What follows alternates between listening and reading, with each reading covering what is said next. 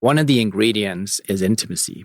And intimacy in terms of being vulnerable and talk about each other, right? In terms of what are your interests and what you're doing. You find out all sorts of interesting things what people actually like to do. And in order to do this, you got to lean in. Welcome to The Lift, the show about leadership, growth, and getting what we want. I'm your host, Ben Brooks. For over a decade, I've worked with CEOs, their executive teams, HR departments, and entrepreneurs to identify what drives their success and what holds them back. And now I'm excited to share those insights with you.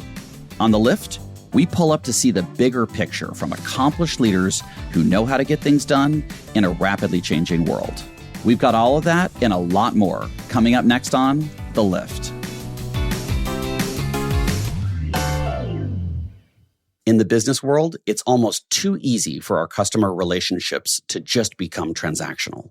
You deliver the proposal, sign a contract, or buy something on the website, and everyone goes on their merry little way. But how do you turn those business connections into lasting partnerships? Today, we're joined by someone who actually knows the formula for building real trust with clients and customers. Marco Ziegler is a global client leader at Accenture, and he spent decades stewarding some of the firm's largest and most complex enterprise relationships. Recently, he ran the entire office of the CEO for Accenture's Julie Suite. And in just 1 year, he flew more than 150,000 miles just to show up for his clients. Talk about dedication. In this episode, Marco shares how to build an enduring bond and why a key ingredient is actually intimacy, meeting clients on their terms and investing in their relationship beyond the transaction. So whether you're leading global accounts or running a small business, or simply looking to strengthen the relationships inside and outside of your workplace, this conversation explores what it takes to go from being a loose connection to a close relationship, from a vendor to a partner, or from an acquaintance to a trusted advisor. So let's get into it. Marco Ziegler, welcome to The Lift. Thank you, Ben. Thanks for having me. I want to paint a picture for our audience because they don't know you like I know you. You recently completed an important sporting event. What was that? The Athens Marathon. As an avid marathon runner, it's always been my dream to run the marathon in Athens because that's the inaugural distance from the little town of Marathon into the old Olympic Stadium in Athens, Greece. And it was just an unbelievable experience. We'll talk today about a lot of business things and client relationships, but just in terms of, you don't just work. You have a pretty big life beyond work. Can you describe, what's happening outside of work for you and what your life configuration looks like? Yeah, lots. And I'm a guy who likes to be busy, but also a little bit of a balance. I'm wearing two devices that varying the variables, like my big running watch, but also my Whoop, who's measuring my sleep behaviors and also the fun stuff. It's really to help me make sure that I have the balance, which is around, sleep is very important. But also in this job, it is all about creating your own balance, and people coach you all sorts of things. What is the balance? In the end, you need to find it. You can tell from the accent I was not born in this country. I was born in Germany. I've been living half my life in the U.S. now. I have a family, my husband, 2 kids. The kids are 15 now. They're in 9th grade to just start high school. So that is certainly busy. And I want to be very engaged. And as a German-speaking person, the kids go also to a Saturday school and learn the German language. And I said, how do I incentivize the kids to actually want to get up on Saturday mornings and go to another school to learn the language? I said, let me engage myself. So I joined the board of that little school and go with them every Saturday. And it has worked magically that the kids all of a sudden don't complain anymore when Papa goes to German school with them on the weekend. You talked about the marathons, that's the balance. But I also try to, what are the friendships, and have some personal time for myself. So I do lots of yoga, only hot yoga because it's meditative for me. And it creates that follows that discipline. I like the structure in my life around it. So those are the few things that I'm doing just to balance the crazy work schedule. You and I bonded over aviation when we first met. Marco, you're one of the first people that's gotten to the 4 million miler mark that I know of on United, our preferred carrier. How much have you traveled this year? Too much. Too much. Okay. I have probably flown, if you think about it in like flying miles, probably 150,000 miles. And, part of why I wanted to have you on The Lift was to talk about client relationships. And is part of the travel about relationships or is it about executing work? What does the travel unlock?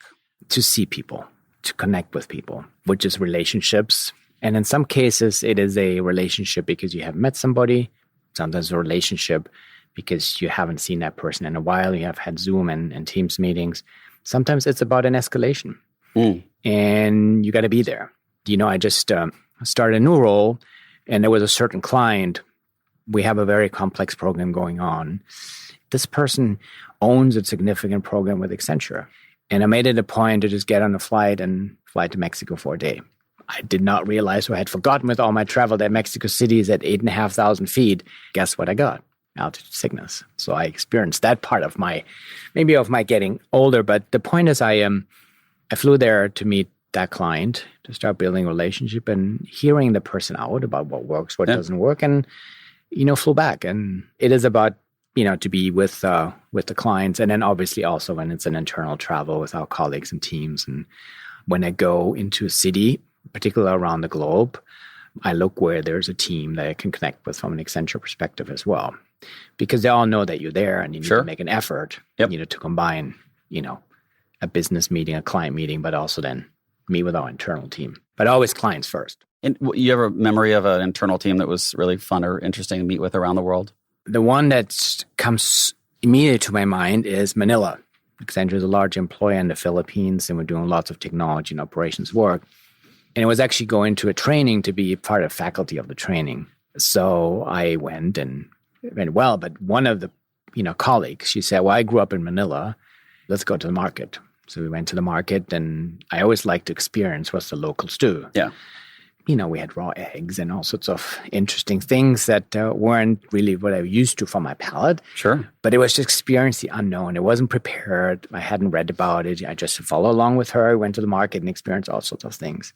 That opened up a whole bunch of other discussions and, relationships. So that was a lot of fun. There was another one which is totally unplanned, but I was working with a client in Rhode Island, and it was in October, and we had a little offsite, and one of my colleagues was a surfer. And at dinner, he showed up and said, who's going surfing tomorrow morning? I found a instructor, and whoever wants to go have a surfing lesson. And we were like 10 of us, and eight of the 10 went the next mornings, 8 o'clock, October 28th or whatever it was. We showed up on the ocean. That was my first surfing lesson. And, it sounds like the Manila trip is an example, or the Mexico City trip, where when you're traveling, you're not just showing up in a conference room for a 45-minute, here's the slides, or shake hands and business card that's maybe transactional in nature. It sounds like you're making time while you're there to invest in a personal connection. And oftentimes it sounds like what I'm hearing from that is on their terms. That's how they like to connect and how they like to be.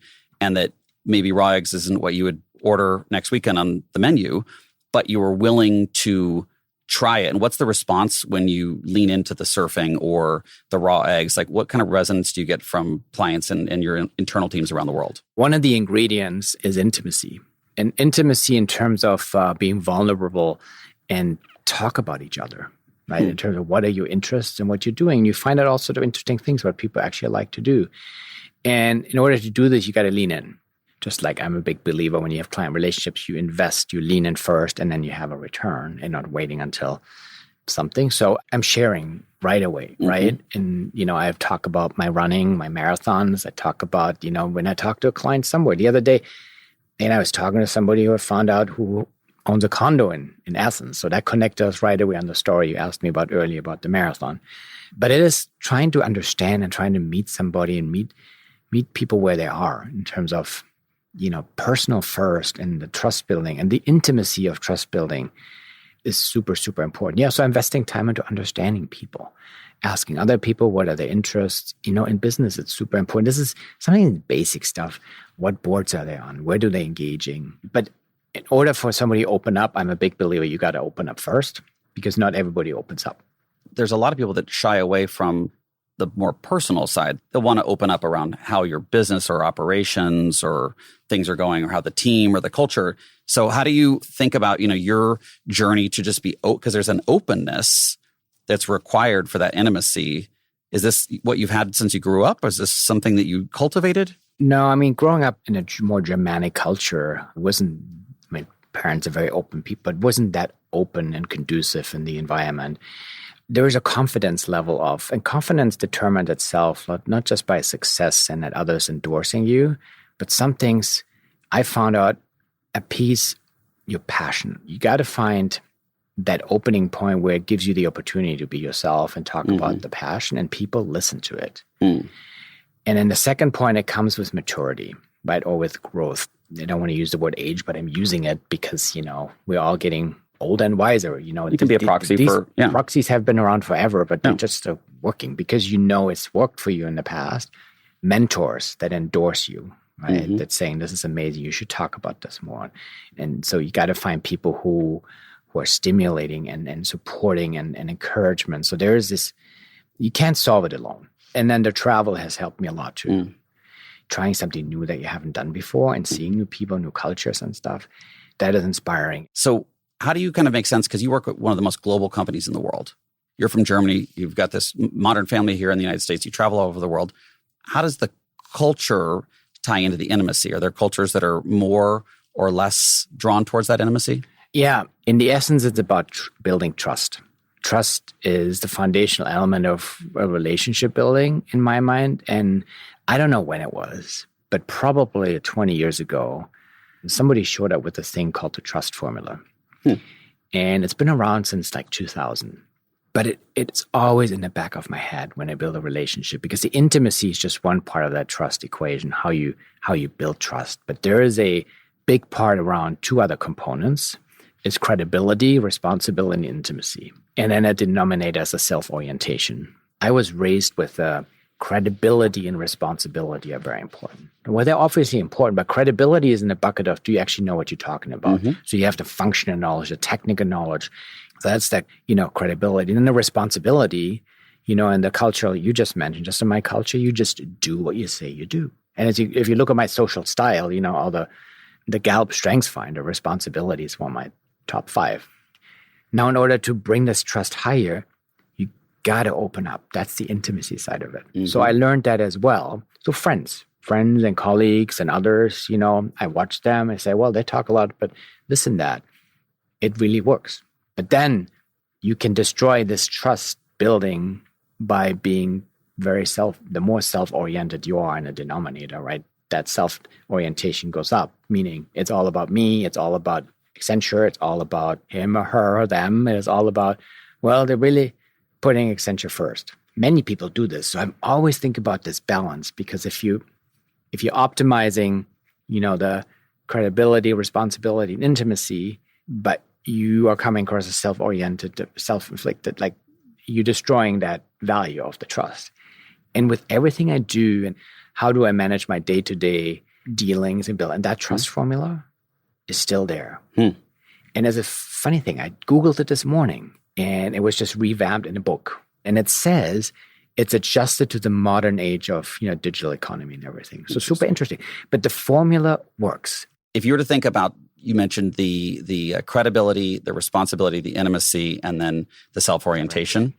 Of those variables, which one were you born just the strongest? Like it was kind of your natural, that like you just are really good at that? Responsibility. By far, yes. And then which one did you have the most to grow in? Intimacy. Tell us more. Vulnerability is a word that comes to my mind if I think about intimacy. I mean, if we can define intimacy in many ways.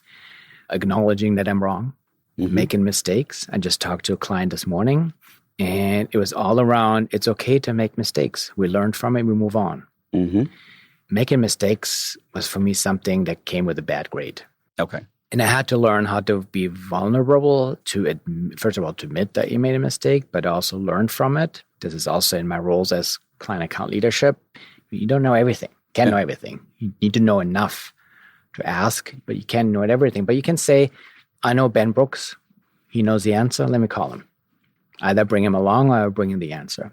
So I think that's the vulnerability I had to learn. And then the other point in intimacy, I think empathy is in there as well. And maybe I had good coaches, but, I remember also, I had a performance review, and it was exactly how we're just talking about. You're doing good work, but you're not listening enough to others.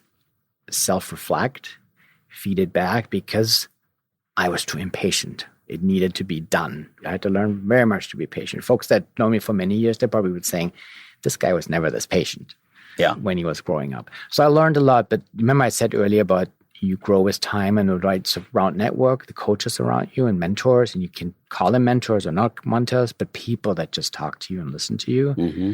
So I would say the intimacy, empathy, self-reflection, vulnerability, it's okay not to be okay, and it's okay to be, saying, I don't know it, I'll come back, is perfectly acceptable. So I would say, without thinking about it more, were the ones that I had to work on the most.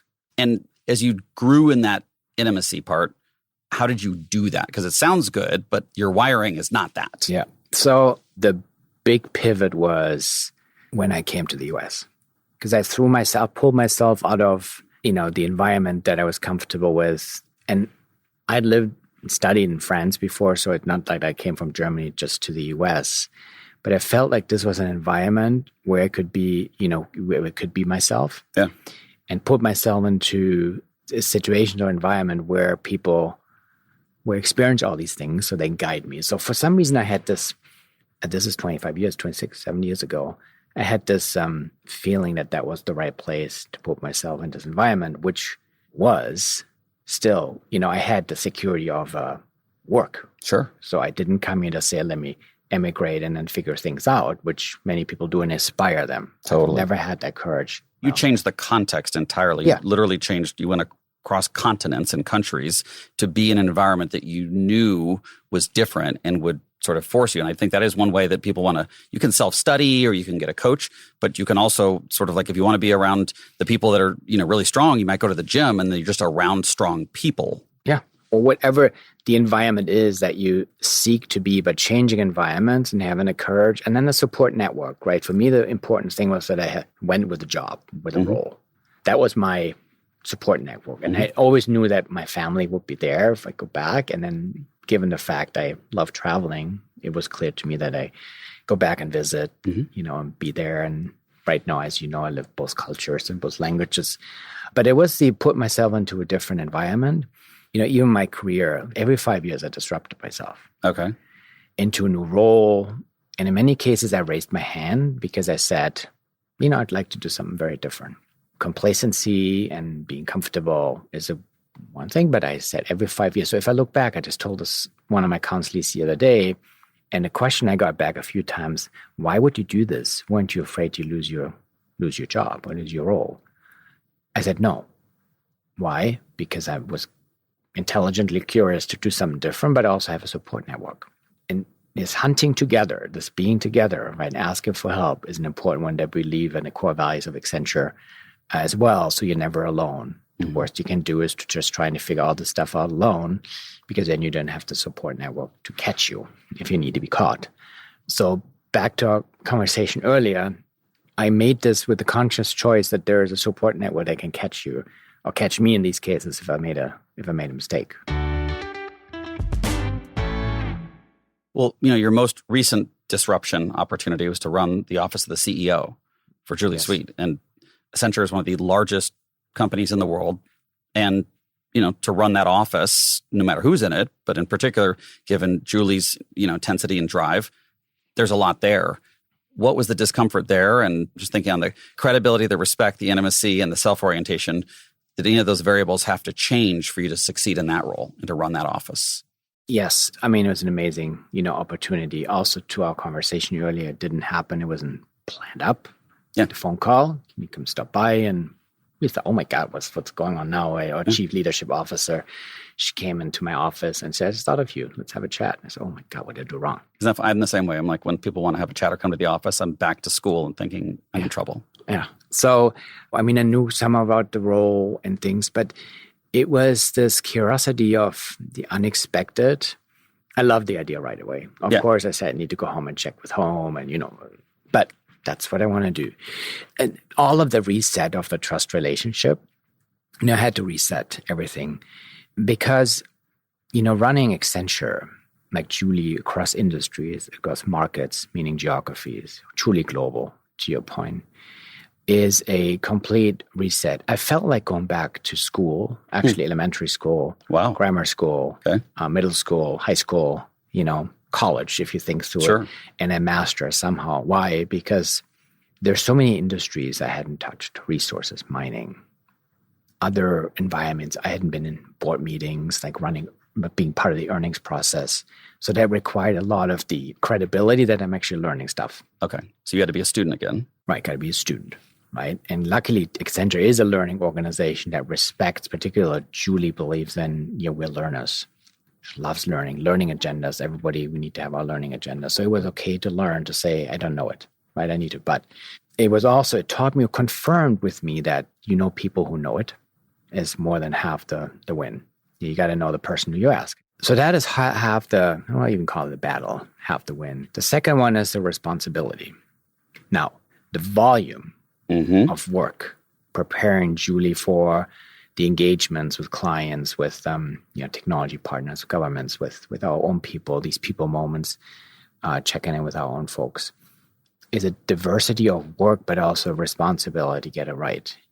Because as CEO, we all show up, and this is, again, my responsibility. I think how I grew up, you got to make it work. You can't just, you pivot, but you commit to something, it has to be done. Particularly in a public leader, sure, like Julie, we saying we're going to be in X, Y, and Z on this day at that time. Media needs to be planned all around it. Now, did I do all this myself? No, but I had to architect. I had to, stitch it all together to activate this. And we talked about Gallup Strengths Finder earlier. I remember I talked about responsibility. Yeah. Activation is also up there. Then I thought about, how do I bring Gen AI and data and AI into this equation to automate some of these things? So we brought that in as well, what we're doing with our clients and the all preparation process. So I had to reset my learning agenda. I also had to learn I can't be ahead of it all the time. Yeah. But again, that's when my intimacy kicked in, and I talked to some people and say, is that actually okay? I said, absolutely, it's okay. Welcome to the world of reality, because you can. The other one is to kind of re-level setting that in that role, I had the unique opportunity to meet many, many other CEOs. And the principles of, this relationship building doesn't change just because there are board members and CEOs and, presidents and ministers and, you pick any type of leadership node across. It's all about humans and the intimacy, right? And the responsibility and credibility, all of these things, it come through. It was an amazing opportunity. You're level setting at the same ground. We're all humans. Yep. We interact with each other. The foundational things don't go away. Huge endorsement of how I'm thinking. I haven't even thought about this before this discussion that much, but it's really put it into perspective and level setting it into normalcy. When you think about in prior roles, you've always been close to clients and close to revenue, and you had your own clients, a handful of clients, a major, massive client, one of the biggest clients, et cetera. But when you ran the office of the CEO, your one client was Julie, but you were helping her with the many clients because she's an executive sponsor for a variety of clients around the world. Is that right? Yeah. So even as a CEO and a chair, Julie's CEO and chair of Accenture, the best ones meet with the clients all the time. Because not only the clients want to see also the person who's running the company, but also the people who run the company want to be with the clients to see what our clients saying, what works, what doesn't work, what are their needs, what's changing, help, right? And as a unique opportunity, you oversee everything. You can connect the dots really in every corner of the organization. How many clients does she see in a year? It's in the multi-hundreds. Multi-hundred. Yeah. And I think unlike if you're Netflix, people might come to you, but when you're in professional services, in general, clients probably want y'all to come to them. Yes, and a lot of clients also love coming to the Accenture office. Okay. Why? Because they have a environment, they're more and more constrained around real estate space. So they love coming to see the facilities, have access to innovation and talent. But most of the meetings are, the majority are at the client side, right? Because that's where they are and that's where we go. So it's all around you prep for a meeting, right? Julia said earlier, learning organization, she loves to learn and read and be educated. So of course there's a process to pull the material together. And I think as a chief of staff, by the way, I've trying to find literature. There's not a lot out there. There's not a lot from the politician, from the government side. There's books, but in terms of a chief of staff and running the CEO's office, and I built my own little network of chief of staffs, and it's brilliant, amazing to see the different backgrounds, first of all, of people, but also there's no real playbook. Template or yeah. Because there's a cultural aspect of it. But the point I wanted to make is, yes, you make the principal, the CEO successful as your main client, but the CEO relies on his leadership. And I have approached it with a mentality, with an approach, yes, making Julia get her ready for the meetings and prep, but we're relying on the team. So I spent a lot of times with the respective client teams before to tease out the topics, to coach them. And then we bring, Julie into the prep, into the meeting. And I always say, they need Julie. Julie needs the leadership team. Mm-hmm. So I spend an equal amount of time with actually her direct leadership team just to help them be successful. Now they have their chief of staffs and their teams, because in the end, you get them ready. Julie is readier, is better ready, more ready. I try to balance this out while we're optimizing, obviously maximizing her experience and impact as the chair and the CEO. But it was a 2-year role, and I just rotated out of the role as per schedule. And I said to a few folks the other day, I feel like coming out of school because I've learned so much. I'm ready for anything, but I'm a client guy. So as I'm back with the clients, and, I love being with the clients. Well, I do think, so many people, they talk about not being able to do relationships because they just don't have time. And I think what you're describing is, ways that you can leverage staff and mechanize that, but also you show up. And I remember once someone had a charity gala that you were going to go to, and I think you landed at 5:00 and the gala started at 6, and you took a 6 a.m. flight home the next morning, or a retirement party for a longtime client or things like that. I think that showing up just makes a big difference. And you helped Julie show up on every continent, probably except Antarctica. No, been to Antarctica. Not yet. That's for me is on the bucket list. Same. But yeah, you got to make it work. You got to show up. We're client business. We're services business. Our products are people. So we are people as well. We're not just leaders, we're people. So we need to be there with the client. And, we're just balancing the post-pandemic time right now, in terms of working from home versus going to the clients. But it is important to be with the client. This was the biggest thing I missed like many of us during the pandemic, right? And I remember we met in little towns that nobody knew where they were, and we had an outdoor dinner with a mask and stuff. Yes. But we still tried to make it work somehow. Well, and I think the last point I wanted to make is that also you might need to show up not for a client, but for your internal teams. We have cross-functional things that might be misaligned, or someone that's doesn't want to prioritize the thing you needed in IT to get done, et cetera. So I think part of it, especially in a matrix firm like this, there's also just showing up for your fellow colleague to show them that respect and that credibility, because there's something pretty serious when you're across the table from them or shaking their hand or having a meal. I do think that they feel respected.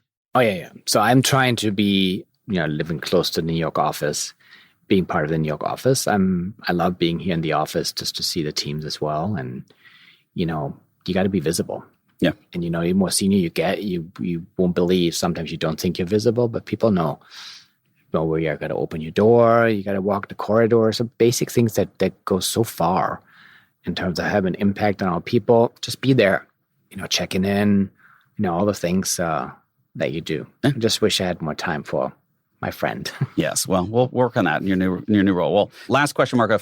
If people are listening to this and they say, gosh, I relate, I'm Mr. or Mrs. Responsibility, or maybe I'm a little too self-oriented, or I'm heavy on the technical and the credible, maybe I'm so good on the intimacy part, but the others, if they were going to pay you $10,000 for some advice, what's your final words, your $10,000 advice of upping their game with client trust and relationships? If I may offer two, as many as you want, it's $10,000. Give them their money's worth. Hey, well, you don't maybe need $10,000. You pay $20 to go on Amazon or anywhere where you buy the Trust Equation book. Okay, and we'll put that in the show notes. Trust Equation book. Okay, it's really or study about it or Google it and research it. There's tons out there that explains this. And then don't know if people need to pay for it or not, but find a person who gives you actionable, honest feedback, who knows you. So those would be the two. If whatever people want to pay for it, those are the two I would say they're leading to me. Go out, be curious, be a student and learn, and also get the truth. Well, our last segment, Marco, we like to talk about a sort of a ground floor moment. And so we think about, a time that might be humbling. Is there a moment that stood out that really was whether it was a wake-up call that really sticks out as it may have been painful, but you learned a great deal? Many. There was one client situation. We had what we call now business oral. So we submit proposals. And then when you down selected, that means the client likes your proposal. They usually invite a few of us to pitch and explain your proposal. And come in, which we call oral. So present. So there was this one client, and it was in a space, and we holistically, the whole Accenture team, got basic excuse. In simple words, got thrown out of the room. Really? From the presentation. Like you presented and then they said, get out, or they didn't let you present, or what happened? No. And in the middle of the meeting, they had what the industry calls, an advisor. They had some external help to guide them through the process, and they interrupted us and they said, well, Accenture team, you're excused. Whoa. So we continued talking. I said, no, you're excused. Would you please just go outside? We have our internal little call. Number one experience, had never happened to me. I think nobody in that room. It was a pretty big team. The number two, we were self-oriented in this discussion. We were listening because we were so convinced because some people coached us that this was absolutely the right thing the client needed to do. And we were so convinced. We went in there. So two learnings. And why am I using this as an example? Because one, this was a learning again. But the more important one, I had in my gut that this is not how we should go into this meeting. Before you went in the meeting, you had a sense that... No, I was a more junior guy. I didn't speak up. I just let the big partners make the decisions, and we showed up, and I don't know what I presented. And this brought me to the next level of that you got to follow your gut. And I have made more decisions I just used it twice today and actually told the client that's how I'm making decisions. It's a new client I just working with now. I told the client today, I'm studying, but in the end, I might not get it all right, but I'm making a decision how it feels. And this was about 15 years ago, that example, for quite some time ago. And I learned a lot. So while it was super uncomfortable, it's literally, we're done. Kind of humiliating. You get out. Without feedback. Yeah. We got feedback eventually, but yeah. And nobody knew, oh my God, what's going on, right? And people were afraid about their jobs and all these ramifications. We thought it was something ethical. It had nothing to do with that. We were just too self-oriented. Yeah.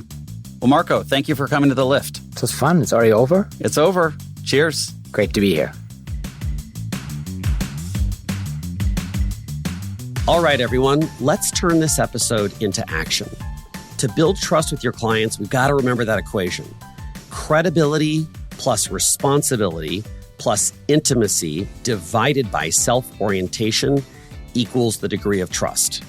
So make a note of which of those variables you're strongest in and where do you need to grow. That self-orientation in the denominator is a big part of it too. If you're too focused on yourself, you will deteriorate the trust you have with your clients. Also, lean into building intimacy with your clients. We want them to open up so we can learn about them and better serve them. But oftentimes, you've got to share something personal, something vulnerable to create the space for them to trust you and open up as well. And lastly, show up in person. Join them on their terms where they like to be. Those moments signal respect, they build loyalty and great memories, and they help elevate you from being a vendor into a true partner. Thanks for joining me this week on The Lift. For more info on what you heard in today's episode, visit our show notes. You can find out more about the show at theliftpod.com. If listening to The Lift today was a good use of your time, please share it with a colleague, a friend, I don't know, your ex, your mother, anyone. Don't let good advice die with you. And for those of you who like to earn a little bit of extra credit, leave a comment on Spotify. We'd love to hear from you. The Lift is produced and edited by the team at Edit Audio. This episode was produced and edited by Ali Sirwa, with additional production support from Victoria Marin. Our production manager is Kathleen Speckert. Our executive producer is Steph Colburn. A special thanks to Corey Rich and Beth Gatzik. There's only one way to go, upward.